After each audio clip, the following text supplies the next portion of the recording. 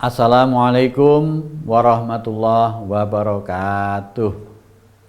Alhamdulillahilladzi adhabanal khazan. Inna rabbana laghafurun syakur.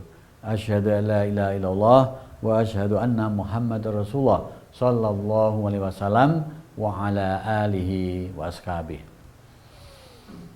Generasi penerus yang saya cintai, Allah berfirman dalam Quran, wallahu yahtasu birahmatihi liman yasha. Allah mengkhususkan rahmat ini pada orang yang dikehendaki. Nah, berbicara masalah rahmat, ternyata ada 3 kelompok besar rahmat. Yang pertama, rahmat umum. Ini fasilitas ilahi, dalam bahasa kita peparing, jadi tidak bisa diiri, yang bersifat bendawi. Misalnya bumi, langit, kemudian udara yang kita hirup, oksigen yang segar, ini umum. Hujan yang bisa membuat bumi yang mati menjadi hidup, bahasa Qur'annya begitu. Nah, ada juga rahmat yang non bendawi, misalnya kemampuan berbahasa, bernalar, kemampuan bisa berbahagia dan sebagainya. Itu adalah rahmat yang non bendawi. Yang kedua, tipe rahmat khusus. Itu pun dibagi 2, yaitu yang bendawi dan non bendawi. Yang bendawi misalnya, kalau kita pergi ke Sumatera bisa melihat keindahan Tanah Toba. Kita pergi ke Bali, lihat keindahan Bali, disebut Pulau Dewata. Atau kita ke Irian sana, kita melihat keindahan gugusan Pulau Raja Ampat. Atau kita ke Manado, di sana ada surga bawah laut. Menyelam, saya melihat keindahan dan kebesaran Allah.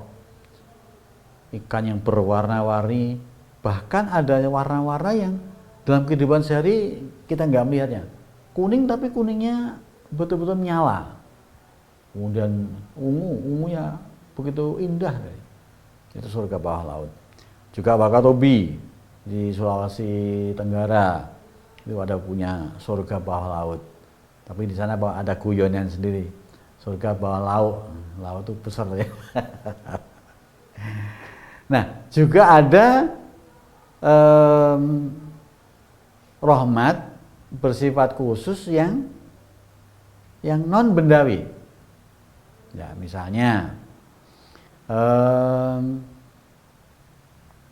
kita jalan-jalan ketemu teman lama, tahu-tahu ditawari proyek. Nah, jadi ada semacam upaya kekuasaan Allah, kuasa Tuhan yang bekerja mengatur untuk kita di luar ekspektasi kita, di luar dugaan kita.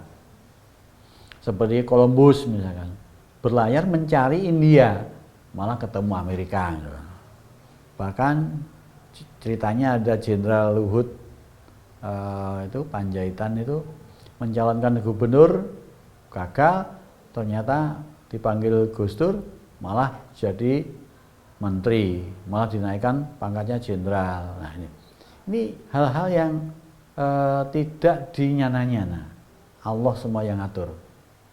Kalau sesuai dengan doanya Nabi Yusuf itu seperti warasukona min khaitsu nahtasibu wa min khaitsu la nahtasibu.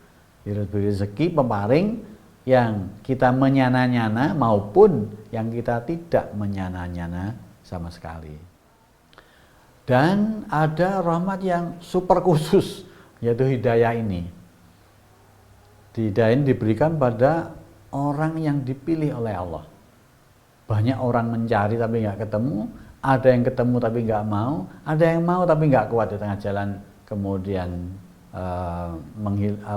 menghilangkan atau melepaskan hidayah itu. Jadi betul-betul memang hidayah Allah. Sesuai dengan firman-Nya Allah, wallahu yahtasu bi rahmatihi liman yasha. Allah mengkhususkan rahmat ini, dipilih jadi orang calon ahli surga pada orang yang dikehendaki. Yang ketiga yaitu rahmat yang terselubung, atau dalam bahasa Inggris disebut blessing in disguise, rahmat yang terselubung. Kelihatannya seperti musibah, padahal itu rahmat. Contoh, ada orang yang mestinya ikut kapal pesiar Titanic yang tenggelam itu. Tiba-tiba pada hari sebelum diberangkatkan, anaknya digigit anjing rabies, sehingga harus nunggu di rumah sakit. Pertama nyesel, aduh nggak bisa ikut. Ternyata tenggelam, wah alhamdulillah, ternyata itu rahmat yang terselubung. Atau mungkin sepeda motoran, kemudian ketubruk, dirawat di rumah sakit, ketemu suster yang cantik, kemudian jadi istrinya. Nah, itu rahmat yang terselubung. Termasuk juga mungkin yatim piatu. Kelihatannya yatim piatu itu nggak enak sama sekali, tapi ternyata itu rahmat terselubung. Apa? Allah menghendaki dia lebih tabah, lebih ulet, lebih bisa merasakan penderitaan orang lain, lebih mudah berempati dan bersimpati pada orang lain. Itu rahmat yang terselubung. Nah, generasi muda yang saya hormati dan saya cintai serta saya banggakan, jadi jangan sampai kita putus asa atas rahmatnya Allah. Wala ta'asu mir rohillah, jangan putus asa dari rahmatnya Allah apapun bentuknya. Nah, kita harus tetap bersyukur pada apa yang Allah berikan pada kita. Ada cerita seorang raja hobinya berburu, kemudian ngajak penasihat kerajaan berburu.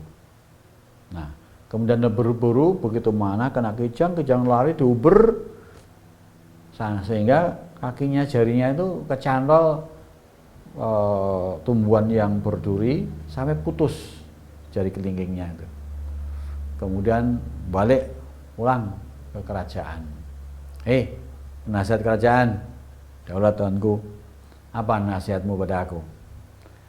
Bersyukurlah atas apa yang menimpa Baginda. Kurang ajar kamu, kaki putus suruh bersyukur. Penjaga, bawa ini penjara. Masuk penjara, ganti penasihat baru. Nah, sambil ini diobati sembuh, kemudian ngajak penasihat baru lagi ke hutan berburu. Nah, kali ini dapat buruan, panas banget, lari tambah kenceng, masuk ke dalam sampai ke daerahnya orang barbar, pemakan daging manusia. Akhirnya saking asiknya nguber itu, dikepung orang, tangkap dua-duanya, udah diikat. Kepala suku perintahkan, ayo mandikan air bunga sana sebelum kita bakar untuk sate bersama-sama. Nah, pada waktu dimandikan, wah kepala suku, wah ini gemuk, ini putih, ya rojo soalnya. Waduh sayang kepala suku, apa? Wah kakinya, jarinya putus, nggak baik untuk persembahan ini. Oh lepaskan. Satunya tuh, wah ini sempurna, ayo bakar. Bakar, dimakan bareng-bareng. Nah rajanya tahu dari kejauhan, penasihat kerajaan itu dibakar, dibuat makan, wari sampai ke kerajaan lagi. Terus, penjaga, panggil tuh penasihat kerajaan yang kemarin kamu hukum itu. Ternyata bener kamu, aku dapat rahmat. Apa itu? Seandainya kakiku nggak putus, aku tadi dibakar.